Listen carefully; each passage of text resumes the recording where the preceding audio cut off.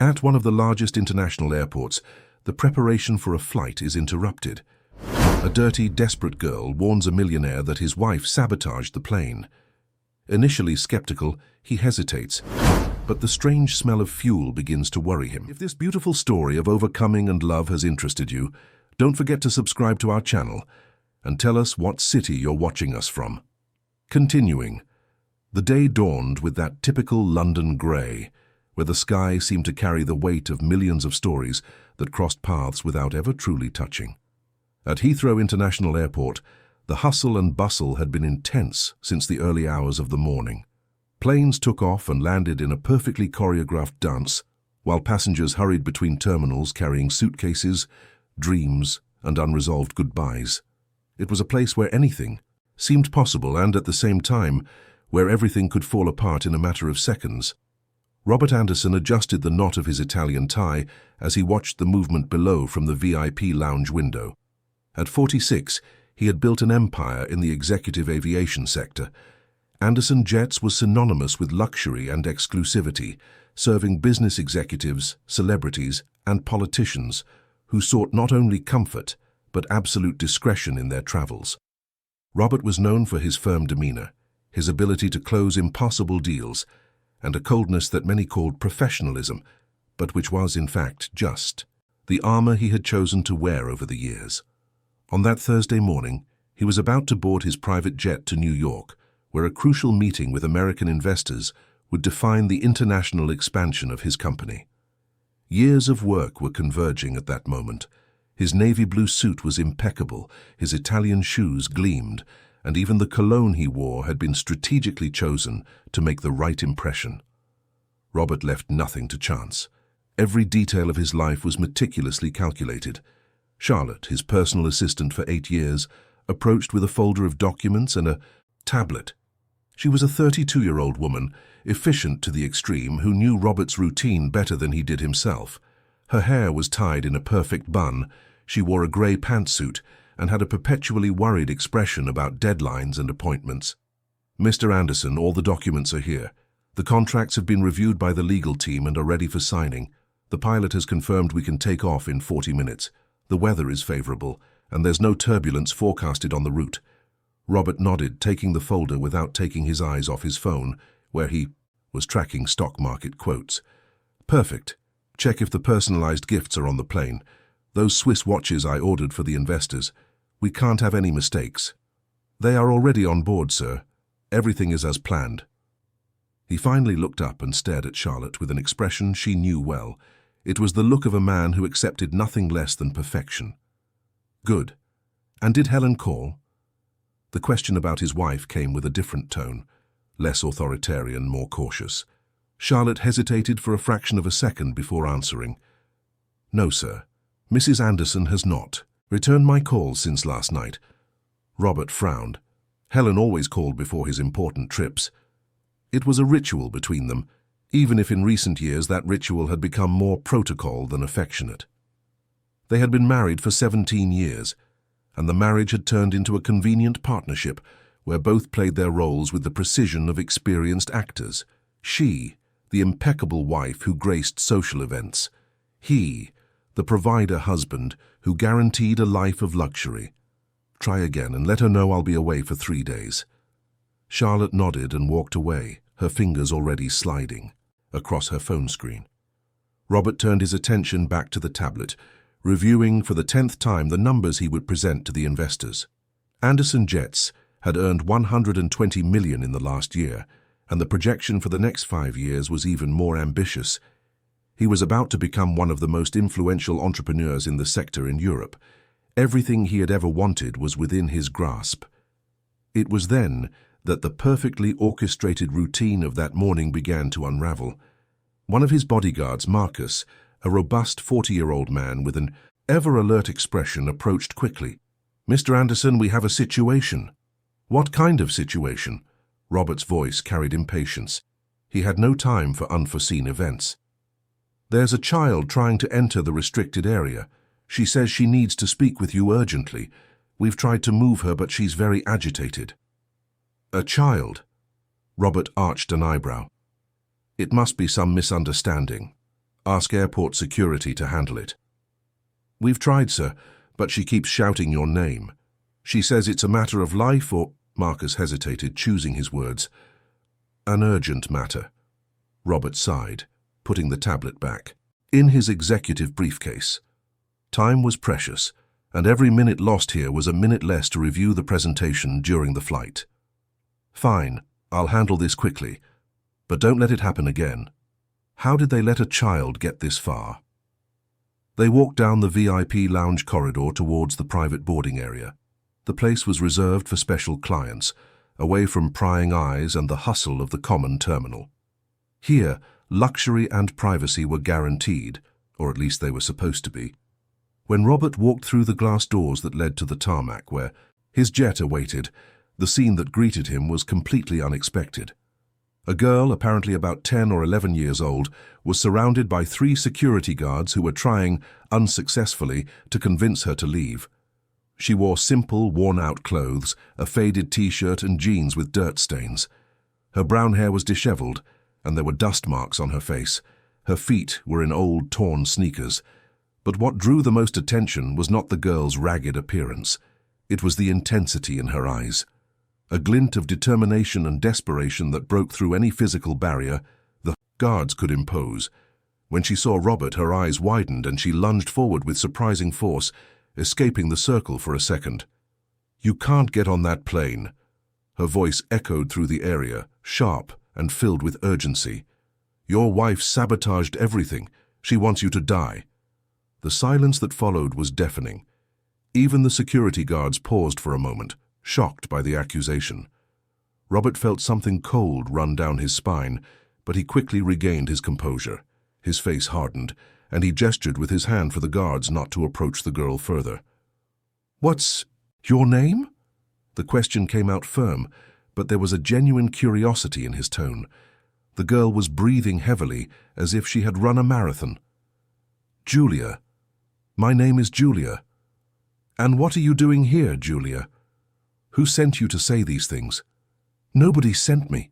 Julia took a step forward, her fists clenched. "I came because I need to save you.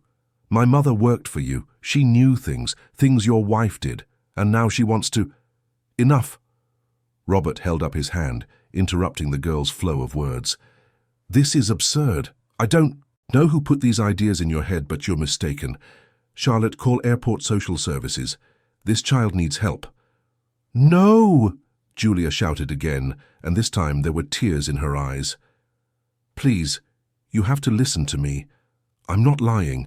My mother's name was Martha Ferreira. She worked in maintenance for your company. She was fired 2 years ago because she found out things she wasn't supposed to." The name hit Robert like a punch. Martha Ferreira, he remembered vaguely. A maintenance technician who had made some internal reports about irregularities in safety logs. At the time, the Human Resources Department had handled the case, and she had been dismissed for breach of protocol and insubordination. Robert hadn't been directly involved, but he had signed the dismissal papers without question. "Your mother was fired because she violated company policy," Robert said, trying to keep his voice controlled. "I'm sorry if that caused difficulties for your family, but I can't help. And these accusations you're making are serious and unfounded." "They're not unfounded." Julia wiped her tears with the back of her hand, leaving a streak of dirt on her face. "My mother kept proof, documents, recordings. She knew something was wrong with the company, and she knew who was behind it. When she was fired, they started harassing her. We had to move. We lost everything, and now my mother is in hiding because she's scared." Robert felt his impatience grow. "Look, I really need to board. I have an important meeting. If your mother has proof of something, she should go through the proper channels. The police, the public prosecutor. But showing up here making baseless accusations won't solve anything." "You don't understand," Julia whispered, and now her voice was filled with a deep sadness. "I spent weeks trying to get to you, weeks sleeping on the street looking for a chance, because my mother made me promise I would warn you. She said that despite everything that happened, you had the right to know the truth." "What truth?" Robert crossed his arms, his irritation giving way to a reluctant curiosity. "The truth about Helen, The truth about what she's doing to the company, and the truth about why she wants you to disappear." Before Robert could respond, Charlotte returned, breathless. "Mr. Anderson, the pilot is asking us to board. We have a takeoff window. In 20 minutes. If we miss it, we'll delay the entire schedule." Robert looked at the private jet waiting for him on the tarmac. The gleaming white aircraft, with the Anderson Jets logo painted on the fuselage, was the symbol of everything he had achieved. Inside that plane was the future of his company, his reputation, his legacy. Then he looked at Julia, a dirty, disheveled girl who had appeared out of nowhere with absurd accusations about his wife. Helen could be many things, distant, calculating, cold, but she would never be capable of something so extreme. It was ridiculous. "Sir?" Charlotte's voice brought Robert back to reality. "We're boarding." He made the decision and started walking towards the jet. "No!" Julia tried to run after him, but the security guards held her firmly. "Please, just give me 5 minutes. 5 minutes to show you what I know." Robert stopped. He didn't look back. He just stood there in the middle of the tarmac, as the morning wind messed with his perfectly styled hair. Something inside him, a voice he rarely heard, was whispering that he should listen to that girl. But logic, the schedule, the investors, all of that weighed more heavily. "Charlotte, leave my card with her. Have her contact our office next week. We'll check this woman Martha's story, and if there's anything we can do to help, we will." "But sir..." "I'm being generous, Julia. I can't do more than that right now." He resumed walking, each step taking him closer to the plane and further from that girl and her disturbing words. The guards began to escort Julia out of the restricted area, and her shouts grew more distant. When Robert placed his foot on the jet stairs, he turned one last time. Julia was still struggling against, the guards still trying to shout something, but the noise of the engines was already drowning out her words. He saw her finally give up, her shoulders slumping in defeat, her small body looking even smaller against the immense backdrop of the airport. For a split second, Robert felt a weight in his chest, a strange feeling that he was making a mistake. But he shook his head, pushing the thought away. He had no time for drama, no time to be shaken by improbable stories told by a street child. Inside the jet, the luxury was absolute.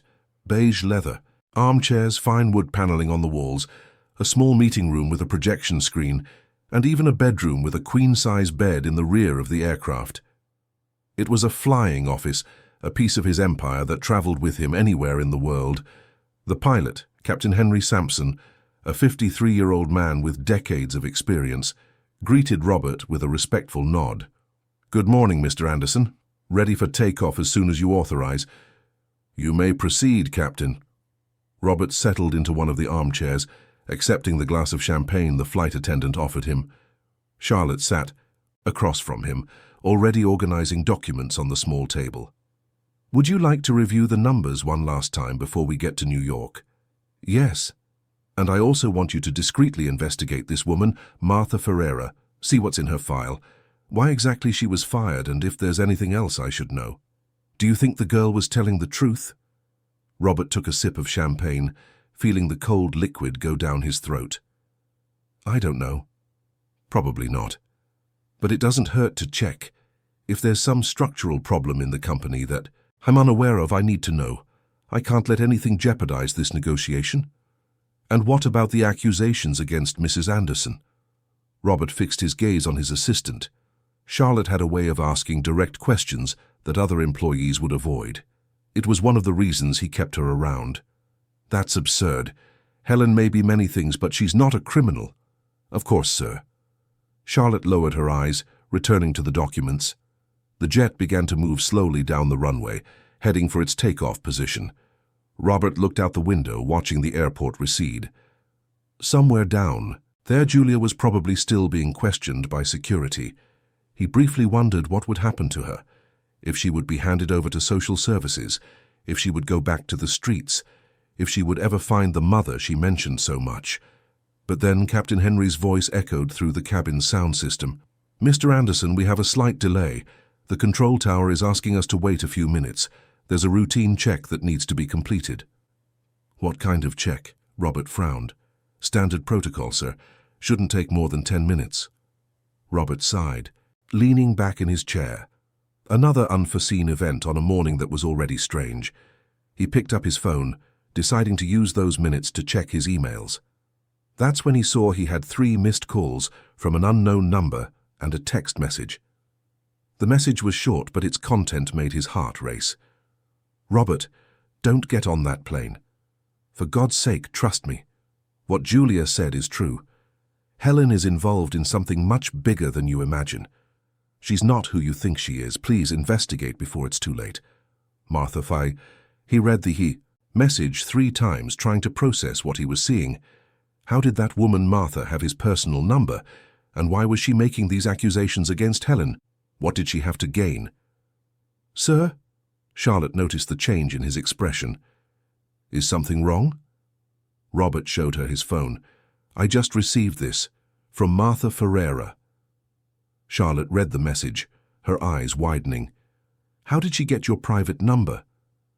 "Good question." Robert felt irritation mixed with something deeper, an unease he couldn't name. "Trace the origin of this message. I want to know where it was sent from, and how this woman got access to my contact." "Yes, sir." Charlotte was already typing on her tablet, accessing the company's security systems. While he waited, Robert looked out the window again. The London sky remained grey, heavy. A few drops of rain began to fall, creating patterns on the jet's windows. He thought of Helen, his wife of 17 years, the woman with whom he shared a house, a life, a surname. What did he really know about her? They had met at a corporate event. Helen was the daughter of an import business owner, a woman educated in Europe, fluent in 4 languages with a master's degree in business administration. She was the perfect wife for a rising man like him, beautiful, intelligent, well-connected. The marriage had been a strategic union as much as a romantic one. But when was the last time they had really talked? When was the last time he had looked into her eyes and seen something beyond the polished surface she presented to the world? "Sir, I've tracked it. The message was sent from a public phone in the East End of London. There's no way to confirm if it was actually Martha." "Who sent it?" "A public phone?" Robert shook his head. "She's really afraid of being traced." "Or she's trying to create a climate of paranoia," Charlotte suggested.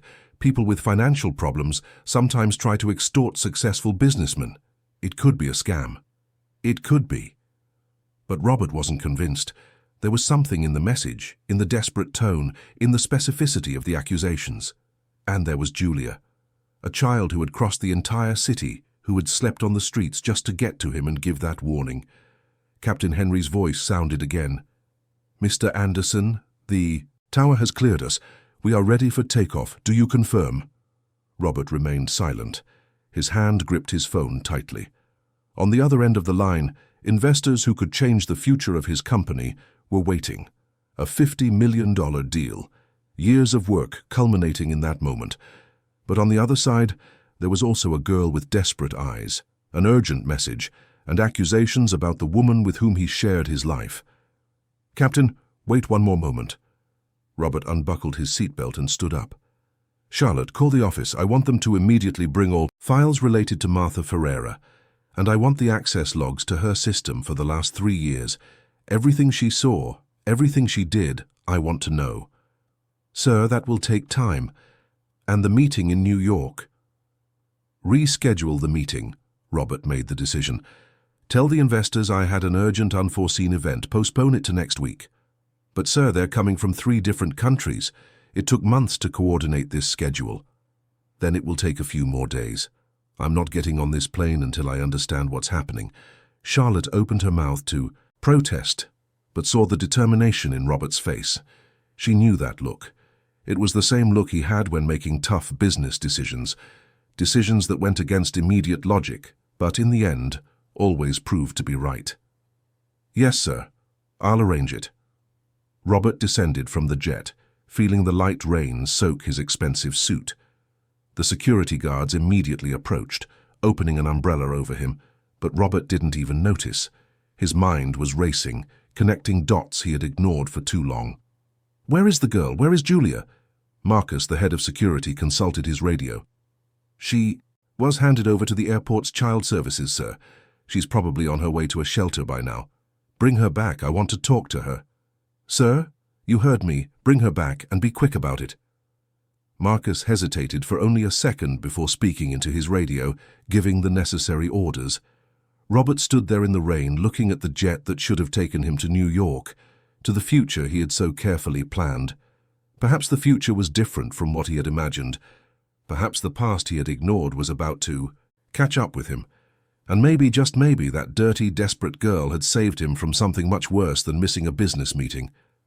He took out his phone and, for the first time in months, dialed Helen's number. The phone rang once, twice, 3 times. When she finally answered, her voice was sweet, familiar, but there was something behind that tone that Robert had never noticed before, an almost imperceptible falseness. Robert, dear, I wasn't expecting your call. We need to talk, Helen, today, now. But aren't you on your way to New York? I hear rain. Have you taken off already? Change of plans. I'm coming home. I'll be there in an hour. There was a pause on the other end of the line, a pause that lasted only 2 seconds, but which to Robert seemed like an eternity. A pause that confirmed all his suspicions. Of course, darling, I'll be waiting. Robert hung up and looked at his phone. His hands were trembling slightly, and he didn't know if it was from the cold rain or the growing feeling that his life was about to fall apart. Behind him he heard the security guards moving. Julia was being brought back. And somewhere in London, Martha Ferreira was hiding, keeping secrets he would soon discover. The rain fell harder now, washing the tarmac, washing the world, washing away the certainties Robert had built over 17 years of marriage and decades of career. He didn't know it yet, but that decision not to board the plane was just the beginning of a journey that would take him to the darkest places of his own history and the deepest secrets of the people he had trusted. And when everything was revealed, when all the masks fell, Robert Anderson would discover that the man he thought he was had never truly existed. The Anderson mansion was located in a gated community on the Bishop's Avenue in Hampstead, a fortress of luxury and security that housed London's wealthiest families. Robert drove his silver Mercedes along the wet road, the windshield wipers working at a constant pace against the relentless rain. In the back seat, Julia was huddled, clutching an old backpack that seemed to contain everything she owned in the world. They had remained silent for the entire journey from the airport. Robert was still processing the decision he had made. Cancelling the most important meeting of his career to chase the words of an unknown child was, to say the least, foolish.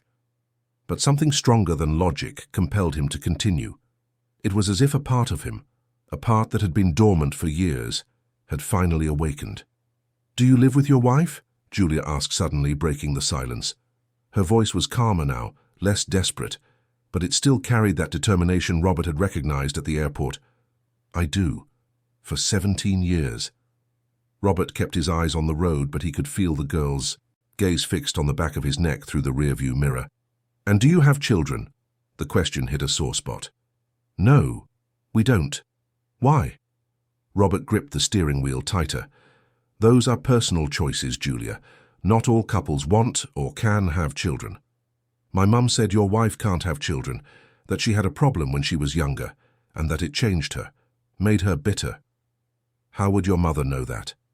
Robert finally looked at Julia in the mirror. "My mum knew a lot of things.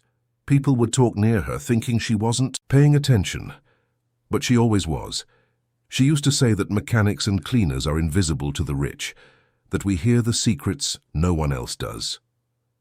Robert didn't reply, but Julia's words echoed in his mind. Helen really couldn't have children. She had suffered from severe endometriosis at 25, even before they were married, and the doctors had been clear about the minimal chances of a natural pregnancy. It was a topic they had discussed at the beginning of their relationship, and Robert had always said it didn't matter, that their love was enough. But was it really enough? Had Helen never blamed him for it? Had he never blamed her even without admitting it? When they arrived at the gated community, the security guard at the gate widened his eyes upon seeing Julia in the back seat, but asked no questions. Robert was the kind of resident who didn't like to be questioned. The Anderson house was the largest in the community, a modern 3-story building with mirrored glass, an infinity pool, and a garden that looked like it was straight out of an architecture magazine. Julia looked at everything with wide eyes, her mouth slightly open. She had never seen a house like this in her life. "It's like a hotel," she whispered. "It's just a house," Robert replied, but for the first time in years, he looked at his own residence with different eyes. It was truly too big for just two people, too big and too empty. Helen was waiting for them in the living room, sitting on an immaculate white sofa, her legs elegantly crossed, a glass of red wine in her hand. She wore a navy blue dress that highlighted her slender figure, her blonde hair tied in a low ponytail, her makeup perfect even though it was midday on a Thursday. At 42, Helen Anderson was the epitome of sophisticated, untouchable beauty. When she saw Julia enter behind Robert, her face showed no surprise, just a slight arch of her eyebrow, followed by a cold smile. "So it's true. You really brought a street child into our home." "This child has a name, and she has information I need to verify." Robert closed the door behind him, feeling the cold air conditioning against his still damp skin. "Information?" Helen took a long sip of wine, her eyes fixed on Julia with a disturbing intensity. "And what kind of information could a street child possibly have that would interest the great Robert Anderson?" "Information about you." The silence that followed was dense, heavy with tension. Helen placed the glass on the coffee table with a calculatedly smooth movement. Robert noticed that her hands weren't shaking. There was no nervousness, only absolute control. "I see. So you're believing stories told by a stranger instead of trusting your wife's word." Helen stood up, smoothing her dress. "That says a lot about the state of our marriage, doesn't it?" "Our marriage has been dead for years, Helen. We both know that." Robert took off his wet jacket, throwing it over the back of an armchair. "What I don't know is if you're involved in something that could destroy everything we've built." "I'm not involved in anything." Helen walked to the panoramic window overlooking the garden. "But it seems you're determined to believe otherwise, so please enlighten me. What did this child say that made you cancel the most important meeting of your life?" Robert looked at Julia, who remained standing near the door, clutching her backpack as if it were a shield. The girl looked at Helen, with an expression that mixed fear and defiance. "Julia, tell her what you told me at the airport." Julia swallowed hard. "My mum, Martha Ferreira, worked at Anderson Jets. She found out that people were siphoning money from the company. Overpriced parts, fake contracts, money going out and nobody knowing where it went. When she tried to report it, she was fired." Helen turned, and for the first time, Robert saw something different in her face. It wasn't anger or surprise, it was recognition. She knew that name. She knew that story. "And so your mother, this Martha, thought it would be a good idea to send her daughter to make baseless accusations to try and extort money from us. It's not extortion." Julia took a step forward, her voice trembling. "My mum doesn't want money. She wants justice. She wants them to stop stealing from the company. And she knows you're involved." "Proof." Helen crossed her arms. "Show me a single piece of proof of what you're saying." Julia opened her backpack with trembling hands and took out a crumpled manila envelope. "My mum gave me this. They're copies of documents, contracts signed by you, bank transfers. Everything." Robert took the envelope, feeling the weight of the paper inside. When he opened it and began to flip through the documents, his heart sped up. They were supply contracts for jet maintenance parts, absurdly high values for simple components, and on each one in the approval field was the signature of Helen Anderson, who held the position of Chief Financial Officer of the company, a position Robert had given her years ago, more out of marital obligation than real need. "Did you approve these contracts?" Robert raised his eyes to Helen. "I did." Helen showed no sign of guilt. "They are legitimate contracts with certified suppliers. If the values seem high, it's because aeronautical parts are expensive, Robert. You should know that better than anyone." £3 million for screws? Robert read the document again, not believing what he saw. "Helen, that's almost the company's quarterly profit. How did I never see these approvals?" "Because you gave me autonomy to manage the financial area. You trusted me, remember? Or at least you said you did." Trusting is different from not overseeing. Robert felt anger rising within him. Where is this money? Who are these suppliers? They are registered, audited companies, everything is legal. Then why was Martha fired when she questioned these transactions? For the first time, Helen hesitated. Because she had no authority to question board decisions. She was a technical-level employee who decided to stick her nose where it didn't belong. She was trying to protect the company. Julia spoke up again, her eyes shining with tears. She saw something was wrong, that you were stealing. I didn't steal anything, Helen exploded, and for the first time her mask of control cracked. All I did was manage the resources as I saw fit. If my husband spends more time on planes than in the office, I can't be blamed for making decisions without consulting him. Robert took a deep breath, trying to contain his own anger. Charlotte is bringing all the financial records from the last 3 years. We're going to review every transaction, every approval, every penny that left this company. And if I find out you really did siphon money, Helen, I will prosecute you. I don't care if we're married. Prosecute? Helen laughed, but it was a bitter, humorless sound. You think you can prosecute me? Half of this company is mine by marital right, Robert. Half of everything you've built. If anyone has something to lose here, it's you. So that was it.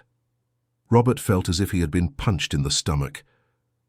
You were setting the stage for the divorce, siphoning money from the company and putting it into accounts I don't have access to. I was protecting myself. Helen approached him, and now there was something desperate in her eyes. You think I don't know you were planning to leave me? You think I don't see the way you look at me? As if I were just another obligation. On your schedule? I never said I was going to leave you. You didn't have to. Helen touched his face, a gesture that should have been tender but felt like a threat. 17 years, Robert.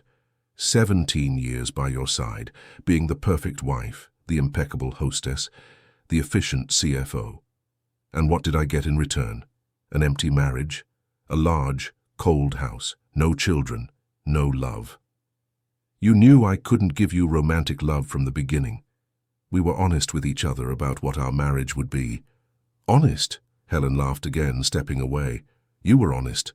I was a fool to believe that with time you would learn to love me, that I would be more than just a piece in your social climbing strategy. Julia watched the argument with wide eyes. Robert had almost forgotten she was there, witnessing the collapse of a marriage that had always seemed so solid from the outside. But then the girl spoke, and her words cut through the air like a razor. My mum said there's more.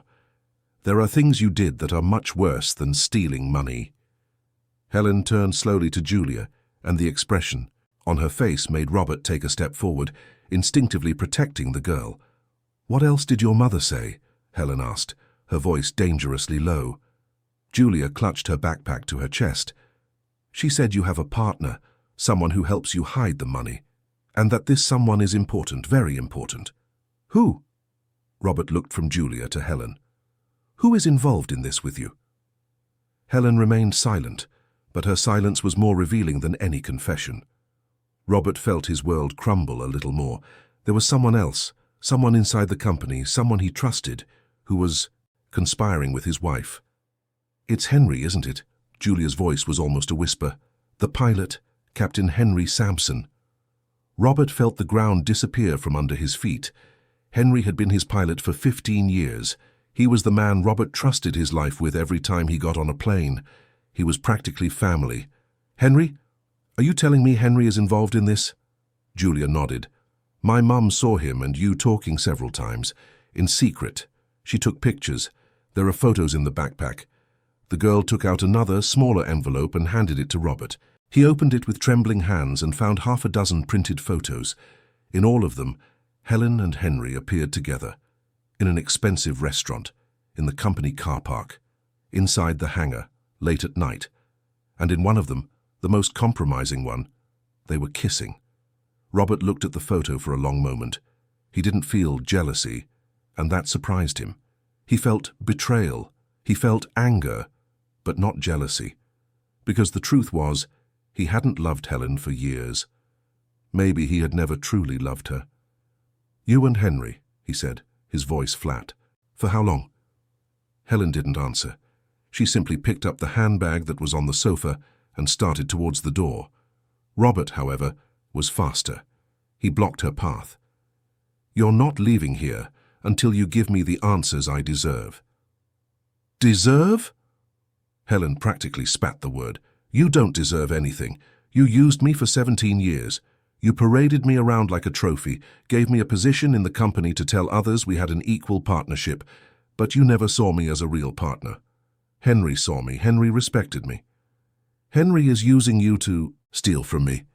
Or I'm using him." Helen smiled, and there was something cruel in that smile. "You think you know everything, Robert. You think you control everything. But there's so much you don't know, so much you never imagined." "Then tell me." Robert took a step forward. "Tell me everything." "Why would I do that?" Helen tilted her head. "You've already decided I'm the villain of this story. Nothing I say will change your mind." "Try me." They stood there, face to face, two strangers who had shared a lifetime without ever truly knowing each other. And then Helen began to speak, and each word was like a stone being placed on Robert's chest. "Henry and I grew close 3 years ago. At first it was just friendship. He understood what it was like to live in your shadow, always in the background, always invisible. Then we became more than friends, we became partners in every sense. You planned everything, the siphoning of money, the fake contracts. We planned it. Together." Helen crossed her arms. "And it worked perfectly, until that idiot Martha started asking questions. We had to get rid of her." "How?" Julia stepped forward. "What did you do to my mum?" Helen looked at the girl as if seeing her for the first time. "We didn't do anything. We just made sure she was fired and that no one else in the sector would hire her. We wanted her to disappear. And she disappeared.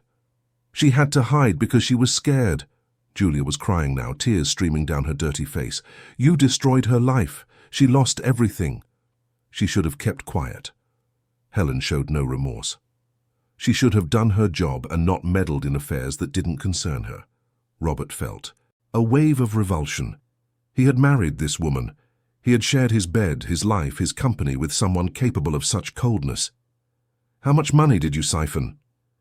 "About 20 million over the last 3 years. 20 million. Robert had to lean against the wall. It was an absurd amount, an amount that could have destroyed the company if it hadn't been discovered in time. "And what did you do with the money?" "We invested it," Helen said, as if it were the most normal thing in the world. "Bought properties abroad, created shell companies, prepared our exit." "Our exit?" "Mine and Henry's." Helen smiled. "In 6 months we planned to disappear. Start a new life far from here, far from you." Robert felt as if he had been stabbed, not by the romantic betrayal, but by the professional betrayal, by the discovery that everything he had built was being undermined from within. "You would have destroyed the company. Hundreds of employees would have lost their jobs. It's not personal, Robert. It's just business. You always said that, didn't you? That in business there's no room for sentimentality?" He had said that, he had repeated that mantra for years, believing he was being pragmatic, professional. But hearing those words come out of Helen's mouth, he finally understood how they sounded, how empty and cruel they were. "You're not getting away with this." Robert straightened his back. "I'm going to the police. I'm handing over all the evidence. You and Henry will answer for this." "You can try." Helen picked up her bag again. "But remember that half the company is mine. And if you accuse me publicly, you'll destroy Anderson Jet's reputation. The investors will flee, the clients will cancel contracts. You'll lose everything." "I'd rather lose everything than continue living a lie." "We'll see." Helen finally managed to get past him and walk towards the door. But before leaving, she turned one last time. "Oh, and Robert? That message you received today about not boarding the plane? It was true. Henry sabotaged the fuel system. Not enough to cause an immediate problem, but enough for a major failure to occur during the flight. You would have died somewhere over the Atlantic, a tragic accident, and I would have gotten everything. The silence that followed was absolute. Julia sobbed, covering her mouth with her hands. Robert simply stared at Helen, unable to process what he had just heard. "You were going to kill me," he whispered. "It was the simplest solution," Helen shrugged. "But that annoying girl and her meddling mother ruined everything. So now we'll have to do things the hard way." She left, closing the door behind her with a soft click. Robert heard the sound of her high heels on the marble floor of the hall, then the sound of her car starting, and finally, silence. He let himself fall onto the sofa, his head in his hands. Everything he had believed in, everything he had trusted was a lie. Julia approached slowly and sat beside him, still holding her backpack. "I'm sorry," she whispered. "I know it must hurt to find these things out." Robert looked at the girl. She couldn't be more than 10 or 11, but there was an ancient wisdom in her eyes, a wisdom born of suffering and the struggle for survival. "Your mother saved my life today," he said. "You saved my life. I was just minutes away from boarding that plane. My mum said that even when people are bad to us, we can't let them die. She said everyone deserves a chance to fix their mistakes. She sounds like a very wise woman. She's the best person I know." Julia wiped her tears. "Will you help us find her? I know she's scared to show up, but if you promise to protect her, to make sure she's safe, maybe she'll come." Robert nodded. "I will help, and I'll do more than that. I'll make sure your mother gets justice, and I'll make sure Helen and Henry pay for what they've done." "How?" "I don't know yet." Robert stood up, feeling a determination he hadn't felt in years. "But I'll find out. And when I do, they'll regret ever underestimating me." He picked up the phone and called Charlotte. The assistant answered on the first ring. "Charlotte, gather the board of directors, emergency meeting in 2 hours, and call our lawyers.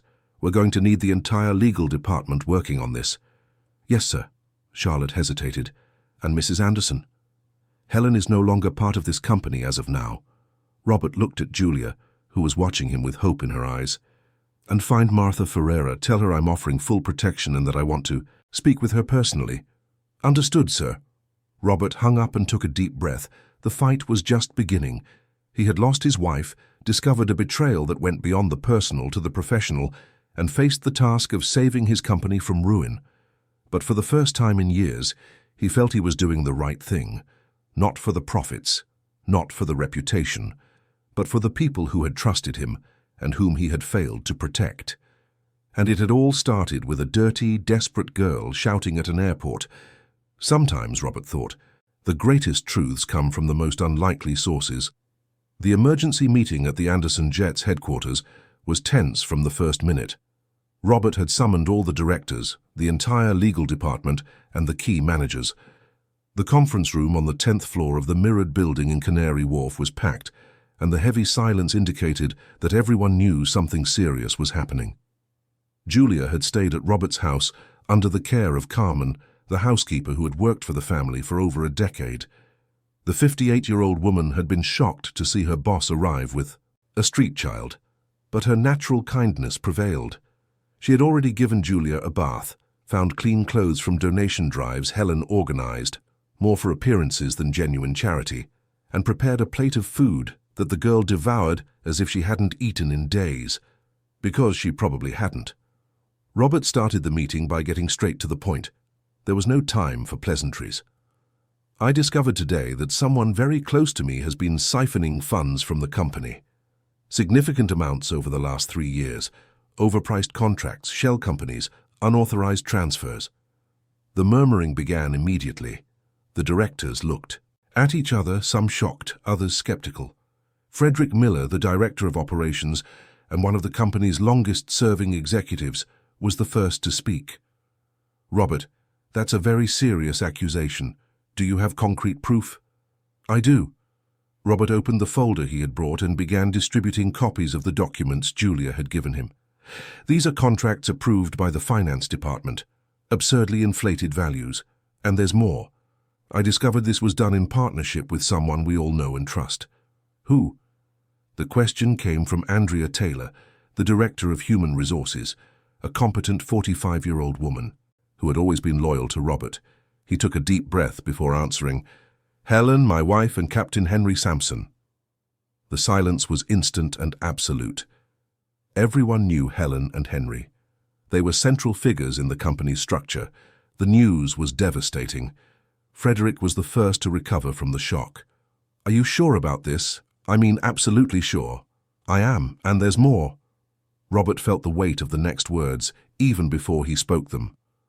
"I found out today that Henry sabotaged my private jet. If I had boarded that aircraft to New York, I wouldn't be here now. The plan was to eliminate me and leave Helen in total control of the company." The reactions were immediate and varied. Some directors stood up, others started talking at the same time, voices overlapping in a chaos of disbelief and anger. Andrea raised her hand, asking for silence. "Robert, have you reported this to the police?" "I will be doing that in the next few hours. But first, I need to ensure the company is protected. I need a full audit of all financial transactions from the last 5 years. I want to know exactly how much was siphoned and where that money went." Frederick picked up one of the documents and examined it closely. These contracts have Helen's signature, but they also needed board approval. How did this go unnoticed? Because Helen was very careful. Robert had thought about this the whole way from the community to the office. She spread the approvals out over months, never drawing attention to a single large contract. They were small, constant diversions that, when added up, reached astronomical figures.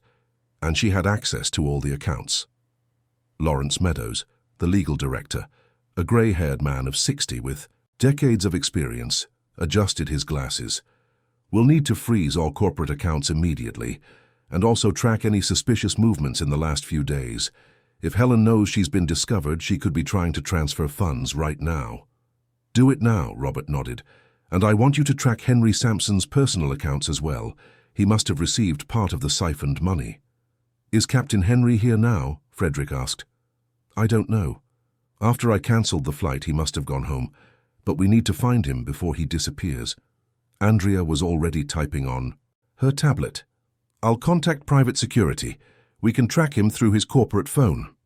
As the meeting continued, with each department receiving its instructions and the entire company structure being mobilized to contain the damage, Robert felt the weight of responsibility on his shoulders. There were 250 employees who depended on Anderson jets, 250 families who would be affected if the company collapsed. He had been blind, so focused on profits, on expansion, on numbers, that he hadn't noticed what was happening right under his nose. And a woman, Martha Ferreira, had tried to warn him. She had risked her job, her safety, to do the right thing, and he had ignored her. He had allowed her to be fired and persecuted. When the meeting ended, it was almost 6 in the evening. Robert dismissed everyone, asking them to maintain absolute secrecy about what had been discussed until the authorities were informed. He remained alone in the conference room, looking out the window at the city of London, stretching as far as the eye could see. Millions of lives, millions of stories, and his was falling apart. His phone rang. It was Charlotte. "Mr. Anderson, I've managed to locate Martha Ferreira. Where is she?" "In a shelter in the East End, a place that takes in vulnerable people. She was registered under a false name, but I managed to track her through the photos Julia gave us. I recognized her in a photo from the shelter on social media." "Excellent work, Charlotte. Send the address to my driver. I'm going there now." "Sir, it's getting dark and that area isn't very safe. Wouldn't it be better to wait until tomorrow?" "No, I've waited long enough." Robert picked up his jacket. "This woman saved my life. The least I can do is go to her personally." The journey to the East End was long. London traffic on a Thursday evening was chaotic, and Robert had plenty of time to think. He called home and spoke to Carmen, who said Julia was asleep. The girl had taken a bath, eaten, and simply passed out in the guest room, exhausted from days of tension and fear. The shelter was on a narrow, poorly lit street in an old building that had once been a factory. There were bars on the windows and an iron gate at the entrance. Robert asked the driver to wait and went in alone, feeling the curious stares of the people occupying the pavement. A woman in her 30s with a badge identifying her as a social worker greeted him at the reception. "Can I help you?" "I'm looking for Martha Ferreira. It's urgent." The woman hesitated. "We can't disclose information about our residents. It's our policy." Robert took out his wallet and showed one of his business cards. "My name is Robert Anderson. Martha worked for me. She's in danger, and I've come to offer protection." The social worker analyzed the card, then looked at Robert with an expression that mixed suspicion and curiosity. "Wait here." She disappeared down a corridor, and Robert was left alone in the small reception area. The walls were peeling, the floor was cold concrete, and there was a smell of dampness in the air. It was a completely different world from what he was used to, a world where people fought daily just to survive. When the social worker returned, she was not alone. Beside her walked a woman in her 40s, too thin with unevenly cut brown hair and sunken eyes that had seen too much suffering. She wore donated clothes too large for her frail body, and there was a look of pure terror on her face when she saw Robert. "Martha Ferreira?" he asked, keeping his voice soft. The woman nodded but said nothing. Her hands were shaking. "My name is Robert Anderson. I think you know who I am." "I do." Martha's voice was hoarse as if it hadn't been used in a long time. "I came to warn you about your wife, about the danger." "I know. You sent me that message. And your daughter Julia came to the airport. Thanks. To both of you, I'm alive." Tears began to stream down Martha's face. "Is Julia okay? I told her not to go alone, but she insisted. She said she had to warn you." "She's safe. She's at my house, being cared for." Robert took a step forward. "Martha, I'm so sorry. I'm sorry for not believing you when you tried to alert me about the irregularities. I'm sorry for allowing you to be fired, and I'm sorry for everything you and your daughter have had to go through because of my negligence." Martha sobbed, covering her face with her hands. "I just wanted to do the right thing. I just wanted to protect the company, but they destroyed me. They took everything from me. My job, my home, my dignity. I'm going to fix this." Robert moved closer. "I will ensure you receive everything you are owed. I will reinstate you at the company with full compensation, and I will prosecute Helen and Henry for everything they did. But I need your help. I need you to tell me everything you know." "They'll hurt me." Martha shook her head. "Helen has connections, powerful people. If I talk, they'll make me disappear." "They won't." Robert took her hands, feeling how cold and trembling they were. "I will give you protection, private security, a safe place for you and Julia to stay, and we will go to the police together. You won't face this alone." "Why would you do this for me?" Martha looked into his eyes. "You barely know me. I'm just another employee you fired." "Because you are much more than that. You are someone who had the courage to do the right thing even knowing you would lose everything. You are someone who put your daughter at risk too, saved the life of a man who betrayed you, and you deserve justice." Martha cried harder now, and Robert simply held her hands, letting her release years of pain and fear. The social worker watched from a distance, her eyes also welling up. When Martha finally calmed down, she wiped her face and nodded. "Okay, I'll tell you everything. But first, I need to see my daughter. I need to know she's really okay." "Of course. Let's go now." Robert smiled. "Julia is waiting for you." The reunion between mother and daughter was intense. When they arrived at the mansion in Hampstead, Julia was awake sitting in the living room with Carmen, who was telling her stories while serving tea. Upon seeing her mother walk through the door, the girl let out a cry and ran, throwing herself into Martha's arms with such force it almost knocked them over. "Mom, I did it. I warned him." "I know, my darling, I know." Martha hugged Julia tightly, kissing the top of her head. "You were so brave, so brave." They stood there, embracing, crying and laughing at the same time, while Robert watched from a distance. Carmen was also crying, wiping her eyes with her apron. It was a moment of pure humanity, of genuine love, something that house had not witnessed in a very long time. After Martha had showered and changed, they sat in the living room.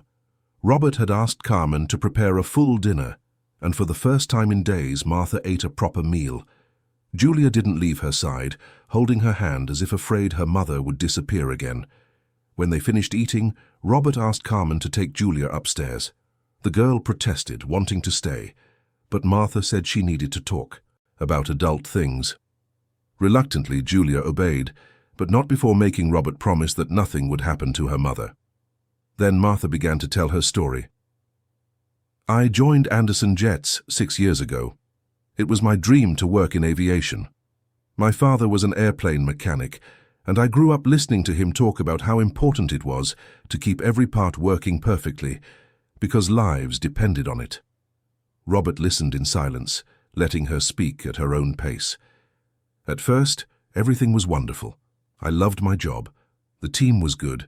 The environment was professional, but 3 years ago, I started noticing strange things. Parts that arrived weren't the specified brands, maintenance reports that didn't match the actual work done, contracts with values far above market rate. Did you question it? I questioned my supervisor. He said they were decisions from the top and that I shouldn't worry, but I did worry. Working in aviation, you know that the smallest mistake can be fatal, so I started investigating on my own. I took photos of documents, recorded conversations when I heard suspicious things. And what did you discover? Martha took a deep breath. I discovered that Helen was siphoning money from the company. She was approving contracts with companies that barely existed, companies registered in tax havens with ghost partners. The money entered the accounting books as a legitimate expense, but it was actually going to personal accounts. And Henry was involved in this? Henry was a key player. He used his influence as the lead pilot to approve false reports. He'd say certain maintenance was necessary when it wasn't. That justified the inflated spending, and in return Helen paid him. Very well, in fact. How much do you think they siphoned? Martha took a pen, drive from her pocket. Everything is here. Documents, spreadsheets, recordings. My estimate is that it's over £25 million in the last 3 years. Robert's blood ran cold. It was even more than Helen had admitted. When you tried to report this internally, what happened? I went to the Human Resources Department. I handed over copies of the evidence I had. But the next day I was called in by the board. They said I was making up stories, that I was defaming important people in the company. They accused me of stealing confidential documents, of violating the privacy of superiors, and they fired me on the spot for cause with no benefits. And after that was hell. Martha wiped away a tear. No one else would hire me. It was like my name was on a blacklist. I lost my house because I couldn't pay the rent. Julia had to leave school. We lived on the streets for months until we got a spot at that shelter. Robert felt guilt weigh on him like never before. All of this had happened because he hadn't paid attention, because he had blindly trusted Helen, because he was too busy, building his empire, to care about the people who sustained it. Why did you warn me? Robert needed to know. After everything I put you through, why risk your life and Julia's to save me? Martha smiled, a sad but genuine smile. Because you saved me once without even knowing it.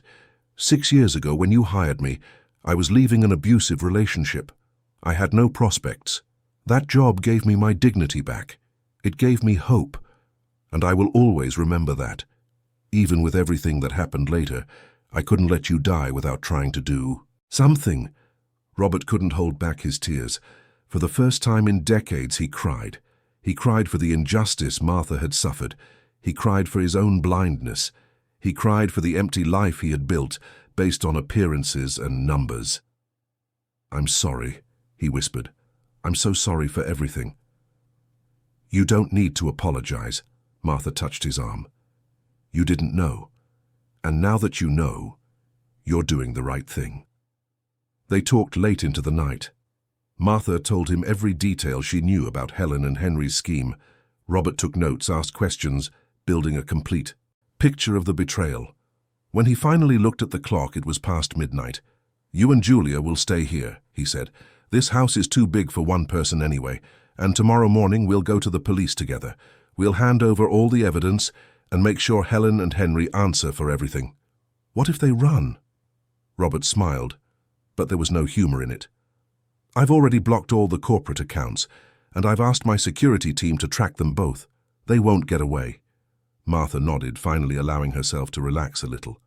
Thank you, Robert, for believing me, for protecting us. I'm the one who should be thanking you. You saved me from more than just a plane crash. You saved me from myself." That night, for the first time in years, Robert slept without the feeling of emptiness that always accompanied him. There was a purpose now. There was something bigger than profits and expansion. There was justice to be done, and he would not rest until it was. The Federal Police Station in London was a grey, intimidating building in the central part of the city. Robert arrived there at 9 on Friday morning, accompanied by Martha, his lawyers, and a folder full of documents proving the entire scheme of resource diversion. Julia had stayed at the mansion with Carmen, who had promised to make pancakes for breakfast, something the girl had never had before. The detective chief inspector in charge of the case was Maurice Brandon, a 50-year-old man with greying hair and a perpetually serious expression. He listened attentively as Robert and Martha told the whole story, presenting the evidence one by one. The fraudulent contracts, the bank transfers, the recordings Martha had made, and even the compromising photos of Helen and Henry. When they finished, DCI Brandon leaned back in his chair, his fingers interlaced under his chin. "This is a serious case," he said. "Misappropriation of funds, conspiracy to defraud, attempted murder. We're talking about crimes that could lead to decades in prison. We need to find them before they leave the country," said Lawrence Meadows, Robert's lawyer. "I'm sure they're already trying to flee." "We've already issued search and arrest warrants," the detective replied, "and we've requested their passports be flagged. If they try to leave through legal channels, they will be detained. But you need to understand that people with resources like your wife usually have alternative routes prepared." Robert knew this. Helen had always been meticulous in her planning. If she and Henry had truly been preparing an escape for months, they probably had false documents, contacts abroad, routes that didn't go through conventional airports. "Can you track them through their phones?" "We're already on it, but they've both turned off their main devices. We're trying to triangulate their last known position." Robert felt frustration growing. Helen was always one step ahead, always calculating, always prepared. But there was something she couldn't have predicted. She didn't expect Martha to have kept so much evidence. She didn't expect Julia to be brave enough to go to the airport, and she certainly didn't expect Robert to believe them. "And what about the company?" Martha asked, her voice hesitant. "What will happen to Anderson Jets?" "The company is safe," Robert replied. "We conducted an emergency audit last night. The damages are manageable. We'll have to tighten our belts for a few months, cancel some planned expansions, but we will survive." "And the employees?" "No one will be laid off because of this." Robert looked at Martha. "In fact, I'm reinstating you to your position immediately, with all rights and compensation for wrongful dismissal, and you will coordinate the restructuring of the maintenance department." Martha's eyes widened. "Me? But I was dismissed for cause. I no longer have credentials. The accusations against you were false, and we will officially rectify them." Robert took her hand. "You tried to protect the company when no one else was paying attention. You deserve not only your job back, but a promotion." Tears streamed down Martha's face. "Thank you. I don't know what to say." "Say you accept, and that you'll help me rebuild what was destroyed." "I accept." The meeting at the station lasted another 3 hours. They went through every detail, every transaction, every suspicious movement. DCI Brandon built the case meticulously, knowing they would face expensive lawyers on the other side. Helen came from a traditional family and had connections. Henry wouldn't be easily arrested either, but the evidence was solid, and that's what mattered. When they finally left the station, it was already noon. The London sun shone brightly, a contrast to the storm brewing in Robert's life. He returned to the office where the team was waiting for him with news. Frederick Miller greeted him with a grave expression. "Robert, we need to talk, in private." They locked themselves in Robert's office, and Frederick closed the blinds. "I received a call from Henry." Robert sat up straight in his chair. "When?" "An hour ago. He said he wants to negotiate, that he has information that might interest you." "What kind of information?" Frederick hesitated. "He said Helen was planning much more than just siphoning money. He said there was a bigger plan, and that he's willing to give up everything in exchange for immunity." "Immunity?" Robert slammed, his hand on the desk. He tried to kill me, Frederick. He sabotaged my plane, and you think I'm going to negotiate with him? I know it's difficult, but think about what he might reveal. If there's something bigger happening, you need to know. Robert took a deep breath, trying to control his anger. What else did he say? That he'll call again at 3 this afternoon, and he wants to speak with you directly. No police, no recordings, just the two of you. It's a trap. Probably. Frederick crossed his arms. But what if it's not? What if he really has crucial information? Robert remained silent for a long moment, processing. Henry had betrayed him in the worst possible way. He had destroyed years of trust, put his life at risk, stolen from the company. But there was something about the proposal that intrigued him. What bigger plan could Helen have? Fine, I'll take the call. But Frederick, I want you and Lawrence in the room with me, and we're going to record everything, with or without his permission. At 3 o'clock sharp, Robert's corporate phone rang. He answered, putting it on speaker. Frederick and Lawrence were present, and a discreet recording device was active. Henry. Robert. The pilot's voice sounded tired. Thanks for taking my call. I'm not doing this for you. I'm doing it for the truth. What do you want? I want to make a deal. Turn Helen in exchange for partial immunity. You tried to kill me, Henry. Robert fought to keep his voice calm. You sabotaged my plane. There's no deal possible. I know, and I'll carry that guilt for the rest of my life. There was a pause. But you need to understand that I was manipulated. Helen is far more dangerous than you imagine. Explain. Henry sighed deeply on the other end of the line. Helen wasn't just siphoning money from the company. She was building a parallel empire. Companies abroad, investments in other sectors, properties in 5 countries. She was preparing to destroy Anderson Jets completely. Why? Robert felt his stomach churn.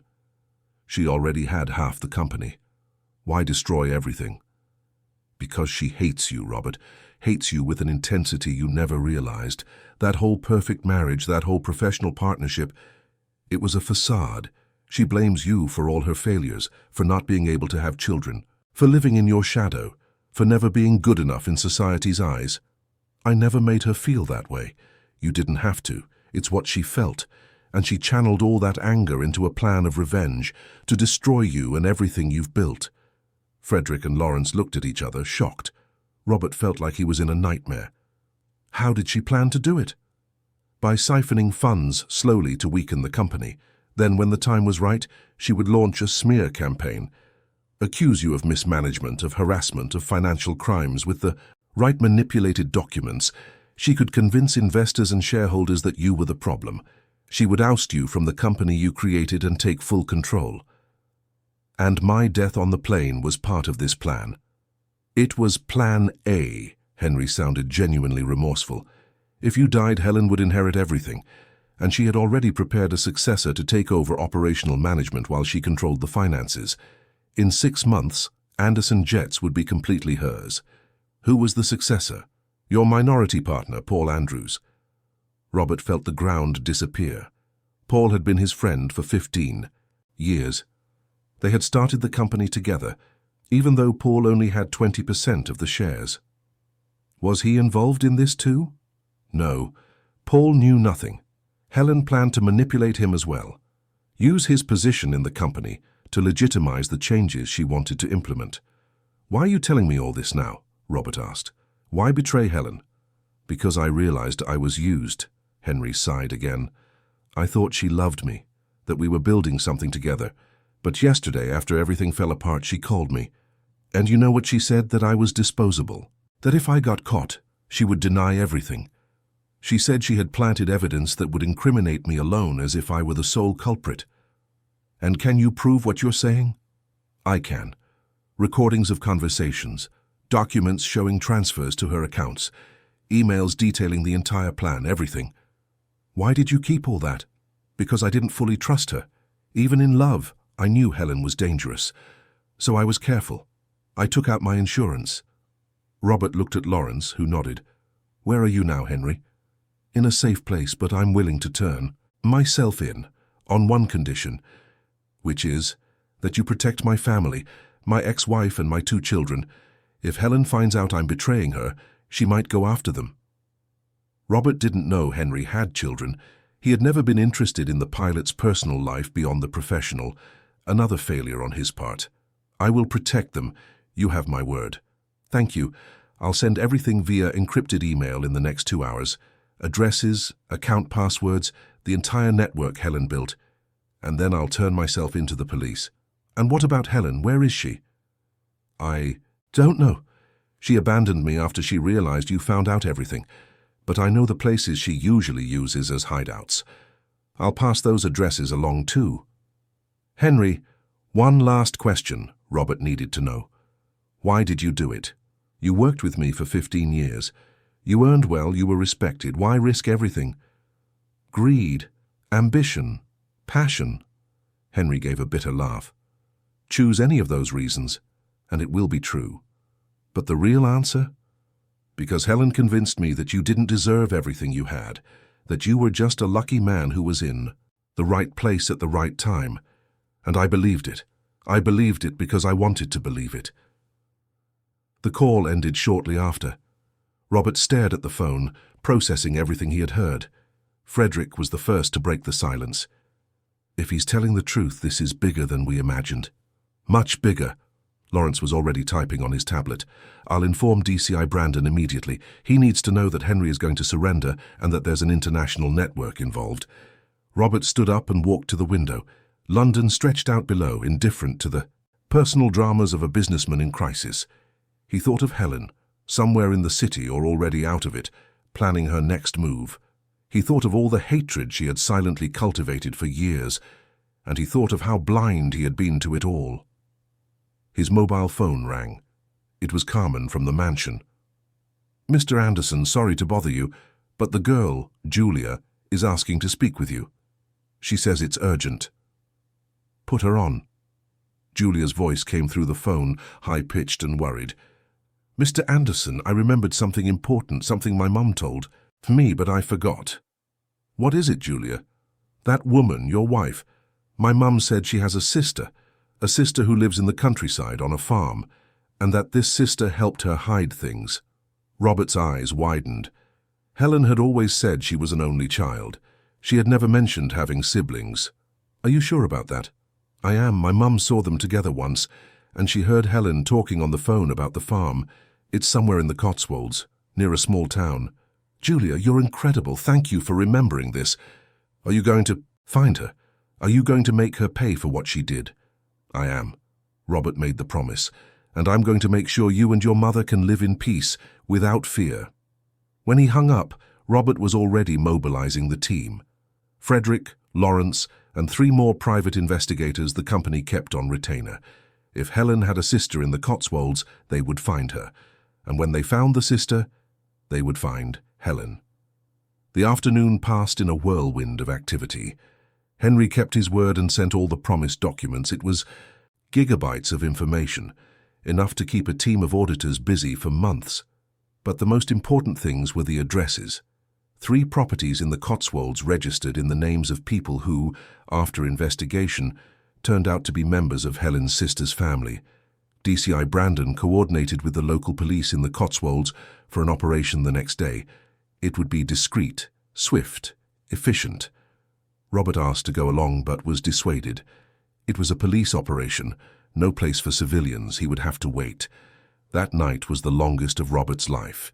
He stayed up in the living room, looking at the city lights, thinking about everything that had happened in the last 2 days, how his life had been turned upside down, how truths he thought were absolute turned out to be carefully constructed lies. Martha found him in the living room around 2 in the morning. She couldn't sleep either. She sat beside him in silence, and they stayed there together, 2 strangers united by a shared tragedy, finding comfort in each other's presence. "Do you think she'll be arrested?" Martha asked. "I do. The evidence is too solid. Even with the best lawyers, she won't escape. And you? How are you feeling?" Robert thought for a long moment before answering. Betrayed, deceived, but also liberated. For years I lived a lie. I focused only on business, on profits, on expansion. I ignored the people around me. I ignored you when you tried to warn me. I ignored all the signs that my marriage was a sham, and now I'm paying the price. You're not perfect, Robert. No one is. Martha looked at him. But you're trying to fix your mistakes, that counts. Does it? Robert shook his head. You lost everything because of me, your home, your job, your dignity. And here I am, still with my mansion, my company, my privileges. But you're using those privileges to do the right thing now. And that's what matters. They talked until dawn. About life, about choices, about redemption. And when the sun rose over London, Robert felt something he hadn't felt in years. Hope. Hope that maybe, just maybe, he could become a better man than he had been. The phone rang at 6 in the morning. It was DCI Brandon. We've found her. The farm was on the outskirts of Chipping Campden, in the Cotswolds, hidden among hills covered in ancient woodland. It was a large property with a restored 18th-century manor house that blended modern luxury with historic architecture. The perfect place for someone who wanted to disappear without giving up comfort. Robert arrived there at noon on Saturday, accompanied by DCI Brandon and a team of 6 federal officers. Henry had kept his word and turned himself in the previous night, providing precise details about all of Helen's possible hideouts. This was the last on the list and the most likely. Helen's sister, Beatrice Montgomery, received them on the veranda with an expression of resignation. She was older, about 45, with features similar to Helen's but without the same coldness in her eyes. There was weariness on her face, as if carrying her sister's secrets was too heavy a burden. "She's here," Beatrice said before they could even ask. "In the second-floor bedroom. She said she was expecting you." DCI Brandon signaled to the officers, who entered the house with their weapons drawn, following security protocols. Robert stayed outside with Beatrice, who lit a cigarette with trembling hands. "I'm sorry," she said, looking at Robert. "For everything. I tried to convince my sister not to do this, but Helen has always been stubborn. When she decides something, no one can change her mind." "How long have you known about her plan?" Beatrice exhaled the smoke slowly. "For 2 years.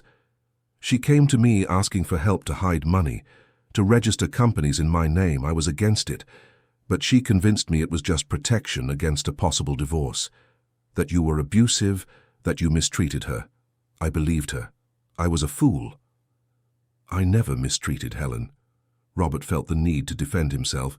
"Our marriage was cold, empty, but I was never violent. Never. I know that now." Beatrice looked at him with regret. "Helen is very convincing. She knows exactly what to say to make people believe her. She manipulates with terrifying ease." "Why is she like that?" Beatrice sighed deeply. "Our childhood wasn't easy. Our father was a successful businessman but extremely controlling. He had a very specific vision of how he wanted his daughters to be. I rebelled early, married a simple man, and came to live in the countryside. But Helen tried to please our father her whole life. She studied at the best schools, got the master's degree he wanted, married the man he approved of. You." Robert's eyes widened. "Helen's father approved of our marriage." "More than that. He orchestrated it." Beatrice stubbed out her cigarette in a ceramic ashtray. "My father knew your family, knew the potential you had in business. He wanted Helen to marry someone who could elevate the family's status, and you were the perfect candidate. So our marriage was arranged from the beginning." Robert felt as if another layer of truth had been stripped away. "Helen never loved me." "No.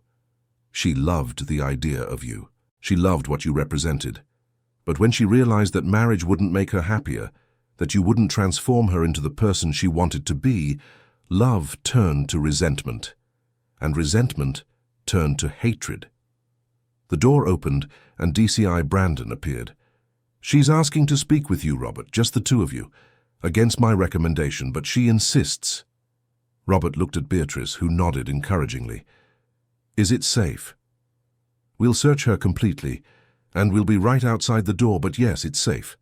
Robert climbed the wooden stairs that creaked under his feet. The second-floor corridor was decorated with antiques, colonial furniture, and paintings by British masters. It was beautiful, elegant, but there was something melancholic about the atmosphere, as if the entire house carried the weight of old secrets. Helen was sitting in a red velvet armchair near the bedroom window, looking out at the distant hills. She wore simple clothes, jeans and a white blouse, her hair loose over her shoulders. No makeup, no expensive jewelry, no designer dresses. It was Helen stripped of all the layers she had always used to protect herself from the world. When Robert entered, she didn't turn her head. She just kept looking out the window. "I always loved this place," she said, her voice soft. "When we were children, Beatrice and I spent our summers here. It was the only time our father let us be just children. No demands, no expectations, just us and the hills." "Why did you do all this, Helen?" Robert closed the door behind him, keeping his distance. "Why try to kill me? Why destroy everything?" She finally turned to him, and there were tears in her eyes. "Because I wanted you to feel what I felt. The pain of being invisible, of not being loved, of living a lie every day. You weren't invisible. I respected you. I gave you an important position in the company. I treated you like a partner." "Partner?" Helen laughed, but it was a joyless sound. "Robert, you never saw me as a partner. You saw me as an accessory. The beautiful wife who looked good in photos, who knew how to make small talk with investors, who organized perfect dinners. But my opinions, my dreams, my desires, those never mattered. You never told me what you wanted." Robert took a step forward. "If you were unhappy, you should have said so. We could have divorced civilly." "Divorced?" Helen stood up, and now there was anger in her voice. "And be what after that? Robert Anderson's ex-wife? Lose half of what I helped build? Go back to being a nobody? You would have had your share. You would have had money, independence. You could have started your own life. It wasn't enough." Helen walked towards him, stopping just inches away. "I wanted everything, Robert. I wanted the entire company. I wanted the recognition that I was the one who really managed the finances all these years. You were always on planes, at events, doing public relations. But who kept the numbers in the black? Who negotiated with suppliers? Who cut costs and maximized profits? I did. And you did it by siphoning millions." Robert kept his voice calm. "You put the company at risk. You put 250 employees at risk. Why?" "Because I could." Helen smiled coldly. "Because it was easy. You trusted me blindly. You signed whatever I put in front of you without question. It was almost disappointing how simple it was to deceive you." "And Henry, what did he mean to you?" "Henry?" Helen shrugged. "Henry was convenient. An older man, starved for attention, easy to manipulate. He thought he loved me, that we were romantic partners, but to me he was just a tool, just like you." "So nothing was real?" Robert felt not sadness, but a strange sense of relief.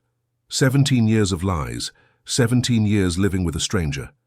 Not everything was a lie. Helen touched his face, a gesture that should have been intimate but felt cold. "In the beginning, I tried to love you. I tried to make that marriage work, but you were so focused on business, so emotionally distant.